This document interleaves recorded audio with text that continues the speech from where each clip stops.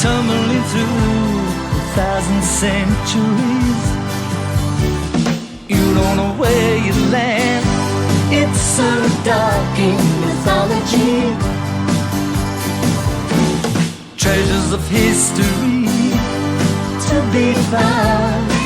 Hear the legends of time. All the handiworks remain, only the dream away.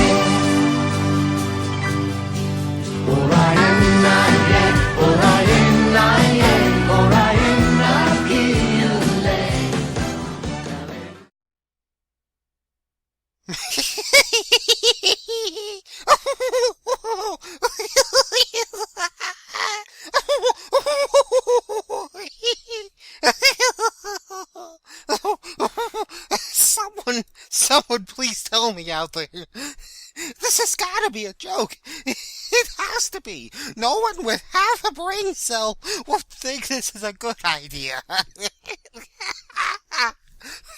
Someone in the name of heaven and hell and everything that is good and just in the world, please tell me, what drug have I ingested to see such horrible imagery on the screen? Is this a dream or not? So I can awake from this nightmare. Someone, please tell me, and I'll pay you to tell me. Please tell me. What the hell am I looking at here? Who really thought this was a good idea? We'll make millions off the Spaceballs name without even trying, and with that, tarnish the good name of Spaceballs. Parody, television, animation, and Mel Brooks. Oh wait, Mel Brooks is the mastermind behind this piece of shit. He puts himself on a pedestal. His ego is far too big for its own good. He'll say that he'll plop down and uncoil a snake turd and say that's comedy, and he'll expect us to laugh at it. Well, I'm not laughing, Mel. I'm not laughing at this shit you put on my screen. Fuck you, Mel Brooks. Fuck! They're coming to take me away, ha-ha. They're coming to take me away, ho-ho, hee-hee, ha-ha. To the funny farm, where life is beautiful all the time and... Oh, my happy pills have set in. Let's talk Spaceballs. What can I say about Spaceballs that hasn't been said? From Mel Brooks, who was hot off the heels of Young Frankenstein. Whatever the hell you want to call it, Spaceballs is a masterpiece of parody and writing. What filmmakers, and especially parody writers, don't seem to get these days is that a good parody comes from an understanding and respect for the original material, and the humor must derive from that understanding. To put it simply, you can make fun of Lord of the Rings just fine, but unless you know a lick about Frodo, Middle-earth, and all that comes with it, you're in no position to parody it. That brings us to this series. You know, a continuation of Spaceballs has always been thrown around as a joke for years, but if a continuation were to end up like this, I'd much rather not have Spaceballs 2: The Search for More Money. Well, okay, maybe I'm just being too harsh. You know what, let's take a look at the intro and see what we're in for. Spaceballs. Hide your air and hide your water, hide your son and hide your daughter. Here they come, it's time to run away. Spaceballs.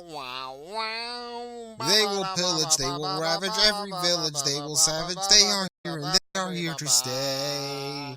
They will show no pity, there's no helping hand. They'll destroy your city, they'll destroy your land. Run for shelter, helter-skelter, they are in command. Spaceballs. They are monsters, they are ghoulish, all resistance will be foolish. Spaceballs are coming, so beware. They're here. What? Oh, a phone call. I wasn't even aware I could get phone calls on the show. Hello, caller. You are on the air with TheOshawott17.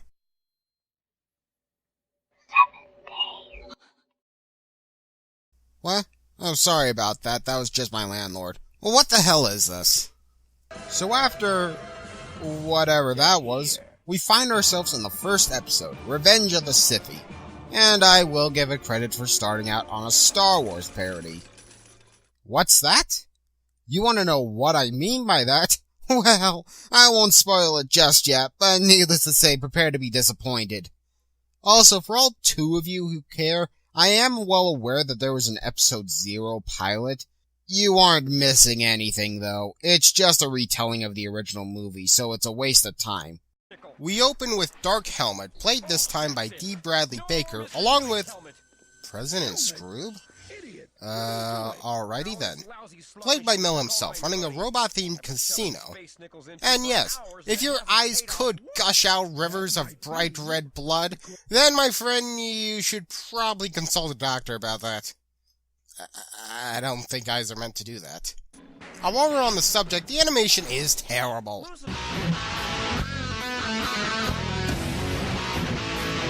God, is the heat on in here? It should be. You like porno?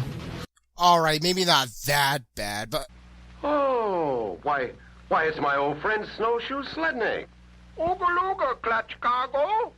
Ooga-looga to you, Snowshoe. Come on in. Ah! Hardly that bad.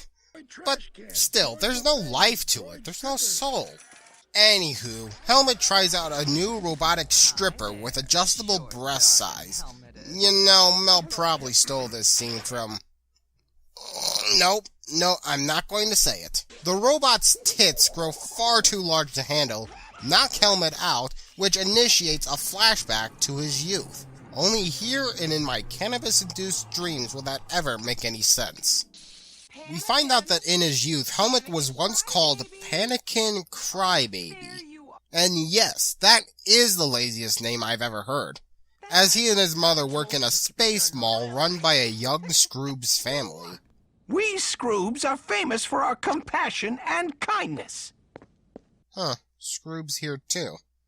I really hope that's just a coincidence. We're also introduced to Yogurt, who's at the mall looking for a bra for his wife. Wait, what? Nice. What is this? Titanium? Yeah, a woman with 800-year-old tits needs all the titanium she can get. Okay, I initially wrote this off as an excuse for Yogurt to enter the plot of the episode, and for the most part that's exactly what it is, but we see his wife later in the series. This means one of two things. While I wasn't looking, Mel actually did make Spaceballs 2, or the more likely explanation, they just made her up for the show.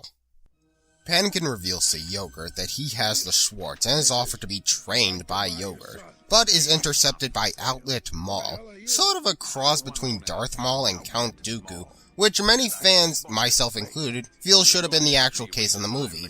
He is going to help me redesign the galaxy. Right now it is so tacky. Yet still somehow sucks, which, given the mashup, should be statistically impossible. But Mel found a way, and no, he should not be proud of that.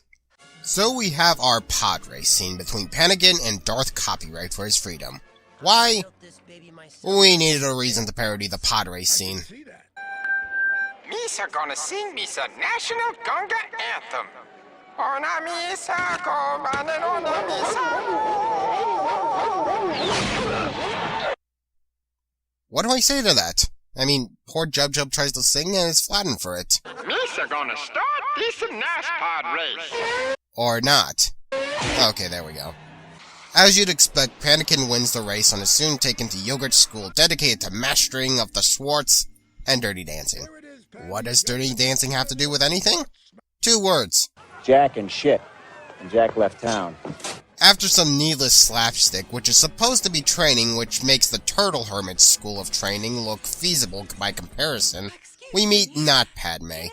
Yes, I know she has a name, but is anyone actually going to call her that when no thought was put into this character? So in the intervening time, which they never say how long it's been, and given how the character models never change visibly, it almost feels like an hour or so, we see Darth Strike conversing with Scroob. Alright, what is up with Scroob? He's always popping up in this series, and in this scene it's almost as if... No. No, he wouldn't be. No one would be that stupid.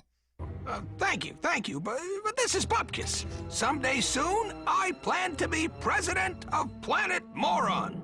And you are going to help me. Why would I do that? Because I, too, am a Sithy. Really? Yes. Oh dear lord, he actually did it! Mel turned Scroob into an Emperor parody. First off, when was Scroob ever, and I mean ever, an Emperor parody? In the original, he was just a piss-poor politician. And if he was always meant to be this, then Mel did a horrible job to portray that in the original. Also, they explain that there's a Spark side of the Schwartz. On a side note, it's weird that Google Docs recognize that as a word. This isn't even how the Schwartz works. But sir, your ring. Don't you have the Schwartz too? No, he got the upside, I got the downside. See, there's two sides to every Schwartz. Seriously, Mel, how are you getting this wrong?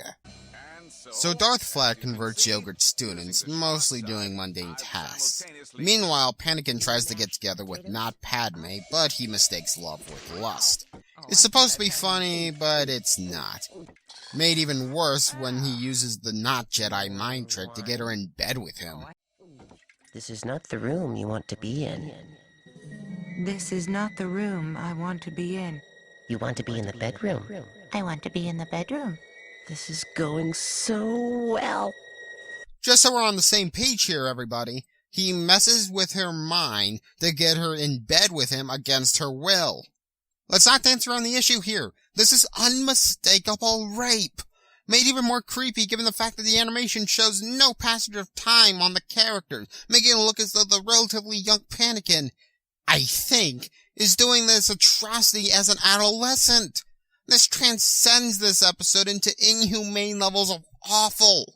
Rape should never be made fun of in any sense. Someone in the writing room with common decency should have told Mel to rewrite this. I feel dirty watching this episode. Gah!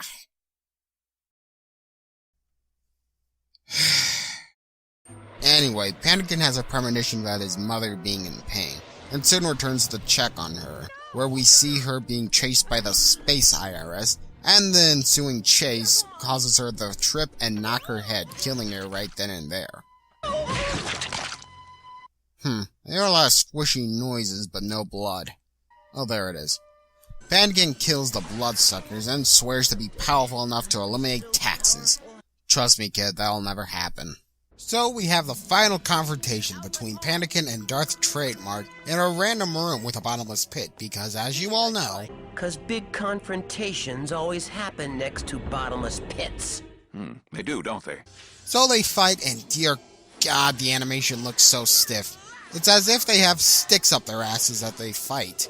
The worst part of this, though, is I have a gut feeling the creators actually think this looks good. We look awesome.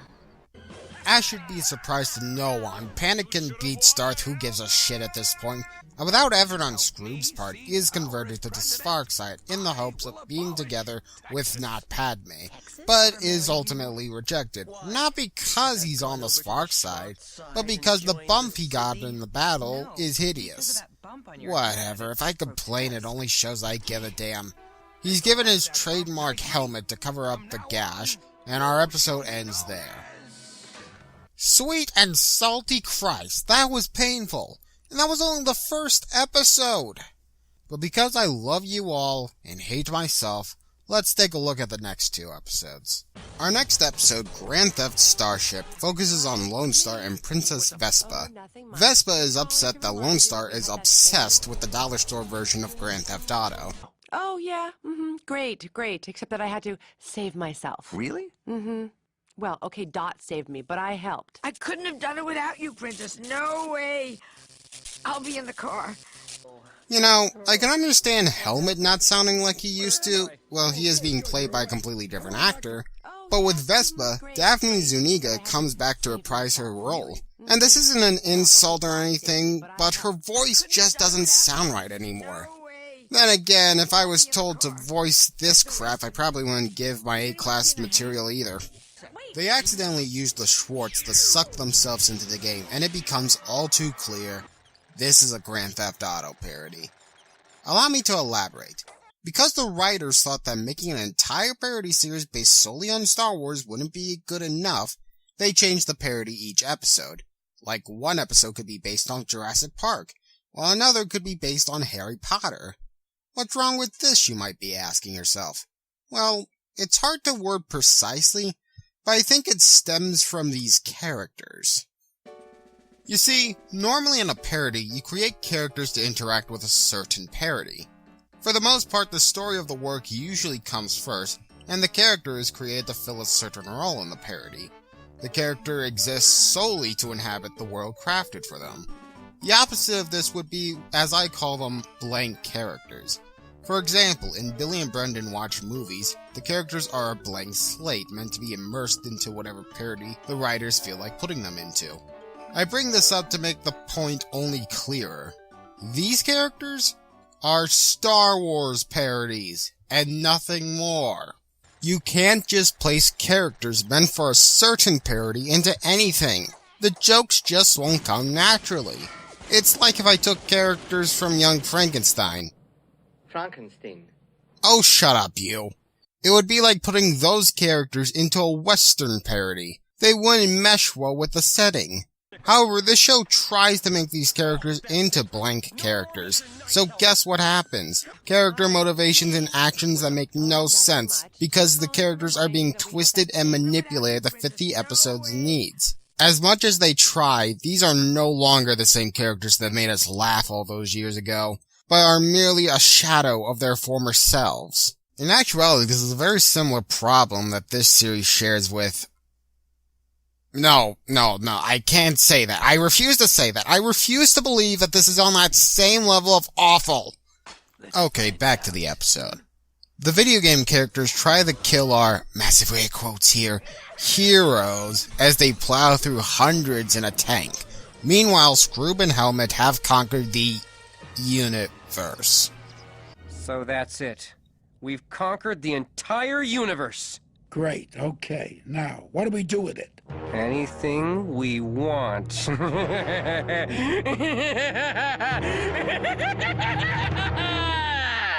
Alright then, series over. There's nothing more to say. The villains have won. They have complete control of the universe. Cut to the credits. No one would notice if you did, just for the love of Christ and this godforsaken show!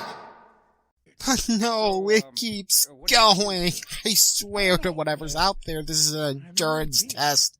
These two get discouraged that Lone Star didn't come to put a stop to their plans.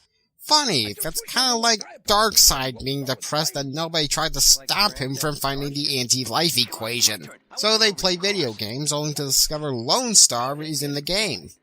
Wait, what? Is Grand Theft Starship an MMO or something? Or is Lone Star and Vespa magically on every copy of the game? Or is it like cyberspace, it's an interconnecting realm of video games? Is this the only video game in the universe? Or is it just a crossroads where other characters from other games come on their downtime? Does one road lead to 8-bit games like Mario and Contra, while another leads to modern games like Halo and Uncharted? Are there age restrictions so kids can play and not have to look at this ugly mess of gray and blood? Or do all the games look this bad? Are the characters sentient or are they being controlled? How do they know what the real world is? Have others been sucked into it? Or have characters from the game escaped into the real world only to return to tell about it? Has the revelation that their existence is nothing more than a plaything for others to manipulate and control affected them at all? Are there assholes who remove toilets just to annoy these characters? Do they have rights? Are glitches this world equivalent to syphilis? Are game developers gods and goddesses that create life only for them to be brutally killed by some numbnuts in a tank? And... I'm coming apart! Oh, Mother of God, I'm coming apart! So Scroob and Helmet enter the game and give the characters the cheat code for unlimited life. The Konami code. For the record, it only gave 30 lives per continue in Contra, but sure, let's roll with this. The game characters, thanks to their newfound invincibility, easily capture Lone Star and Vespa, but in comes Barf to save them. Now, sadly, John Candy, who played Barf in the film, passed away prior to the series, leaving big shoes to fill for new actor Tino Insano. And to the show's very few credit, he makes an excellent replacement, as he amazingly sounds just right. He contacts Yogurt and asks to be transported into the game through a lazy Matrix joke, and is immediately captured and brought to be executed along with Lone Star and Vespa. Our hero, everybody. Vespa quotes the tagline to War Games, and the characters start to discuss alternatives to the problem, and... Hold the phone. That's Darth overused joke, just with a human makeover. Wow, there really is no limit to how lazy the animation is.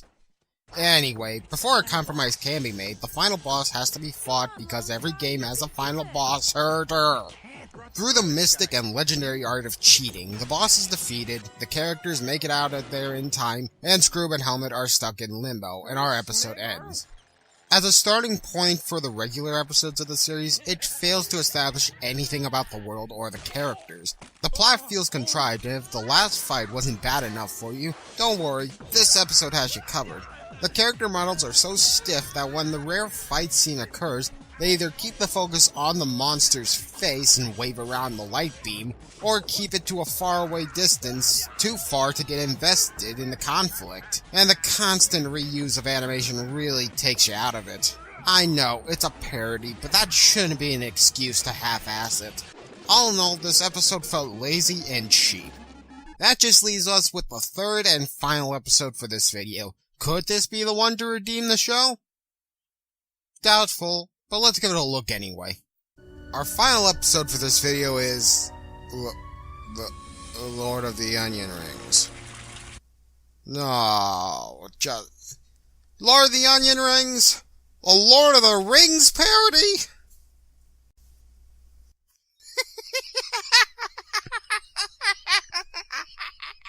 Okay. Let me make this perfectly clear to you all. What you're seeing on the screen right now is not Jumping the Shark. I'm gonna repeat that. This is not Jumping the Shark.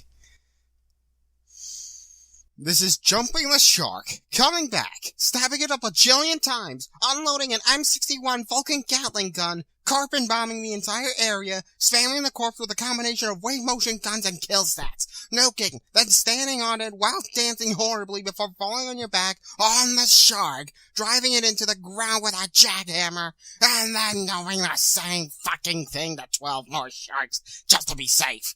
You literally can't get any further from the entire fucking point of Spaceballs. We went from a celebration to all that is sci-fi to a goddamn medieval high fantasy.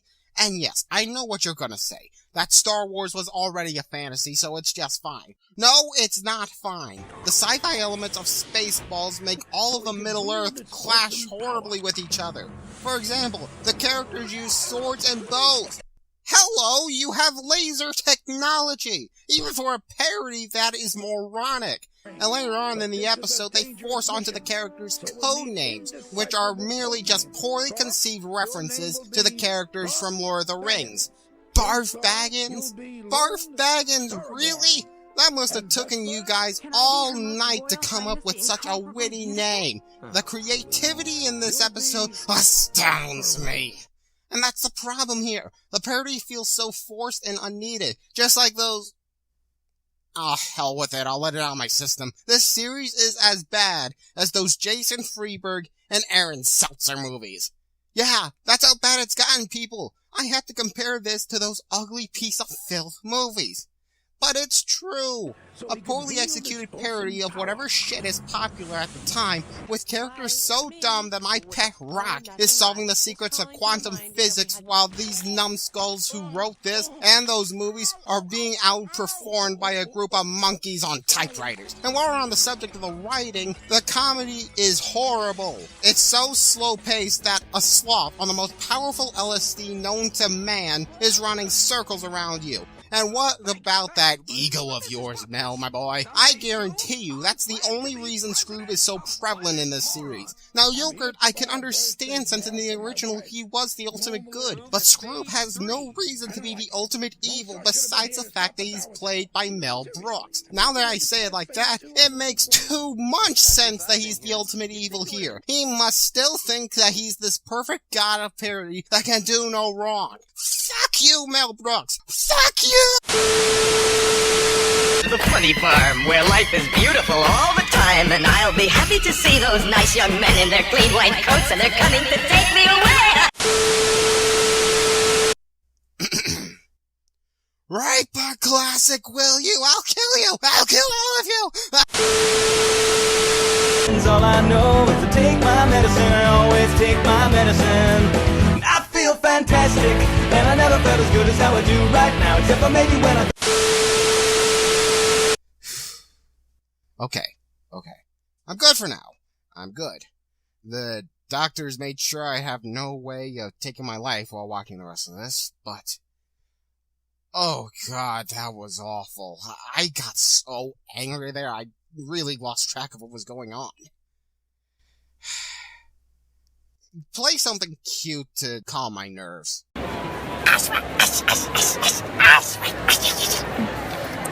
Much better. Where were we? Alright, the episode, let's get back into that. So first, upon picking Barf up from a Renaissance fair, I mean really, how else do you explain the wardrobe? We see Lone Star talking with Vespa about marrying him, seeing as there are no more princes left out there. Wait a minute. At the end of the movie, it was explained that Lone Star was of royalty, with the film ending with him and Vespa wedding. It sure is nice that everything in the movie means nothing. So for those of you who watched the movie a million times prior, like me, you just got a nice big slap to the face. So Barf finds an onion ring in the couch. This onion ring just so happens to belong to Scrooge. You see, Scrooge's ancestor, Scroobron,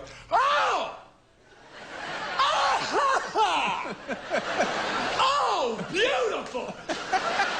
made this onion ring to be the ultimate weapon of evil, which was later stolen from Scrooge's father by Lone Star's father in what I can only describe as the Space 60s. So now that it has been found, Scrooge is on the hunt for it, using a giant telescope for scent. You know, not enough people say this, but Futurama did it! After a pointless scene parodying the ring in the fire, the two decide to take it to Yogurt, who tells them exactly what we already know. The onion ring is evil, and it needs to be destroyed. So they decide to go to not Mordor to cast the ring into a giant deep fryer, and as mentioned before, are given codenames in a vain attempt to mask how lazy this parody is.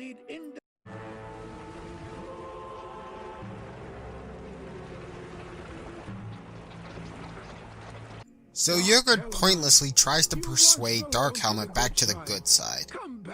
But not before we get a Helmet is an idiot joke. Lone Star of Thorn's heir dares to challenge Scroobron's heir. Challenge who? Scroobron's heir. Wait, hair...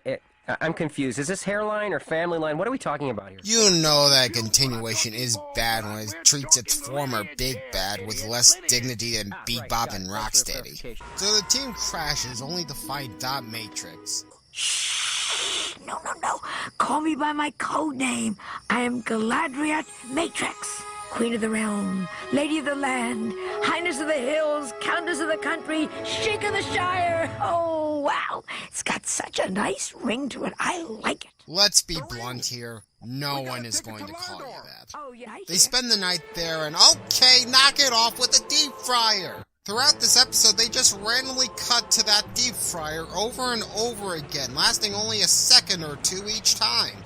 Did this happen in Lord of the Rings? Did the films just randomly cut to Mount Doom whenever they felt like it? They have taken the bridge and the second hall. We have barred the gates, but cannot hold them for long.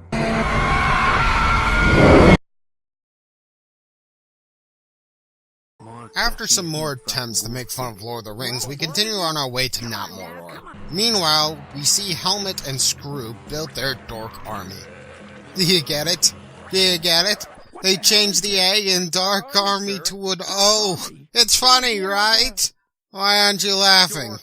The gang make their way to not Mordor and are all tempted to eat the onion ring.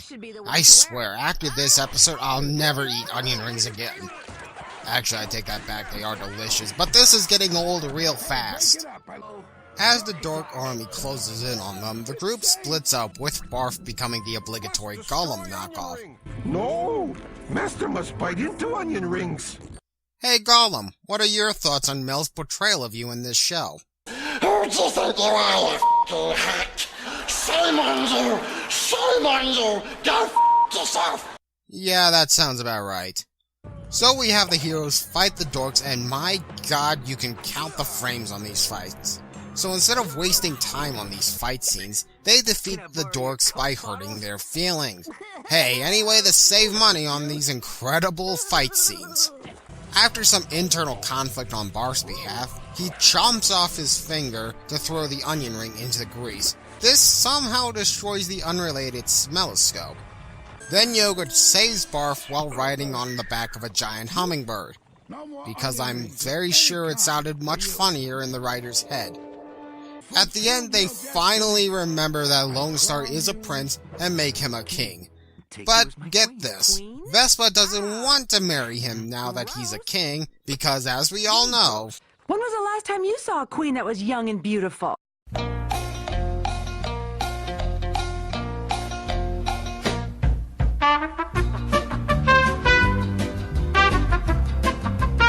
She hobbles away as the episode closes, and thus ends our look at the series. And thank Christ, because I don't think I could have lasted another episode. I'm not gonna lie, people, this is the worst show I've ever seen. I know there are worse and more insulting shows out there, but this one just managed to hit all the right buttons that piss me off. Characters acting completely out of it, the lazy writing, the bland animation, the out-of-nowhere parodies, and the slaps in the face of those who watched the original. And the worst part of it all is that Mel Brooks worked on the writing of each episode. I mean, yeah, there were other writers, but Mel worked on each one. As angry as I got in this video, I didn't mean any of the hate I spat at Mel Brooks. I don't know him, and he seems like an amazing guy. But what is true is that his writing has been declining over the years, and I feel this was the worst it got. I just hope that he learns from this and betters himself. And with rumors flowing around about a sequel finally coming out thanks to Force Awakens, I hope he can make a comeback. But only time will tell. This has been TheOshawott17. Good night, stay safe, and let's hope that the Schwartz can awaken.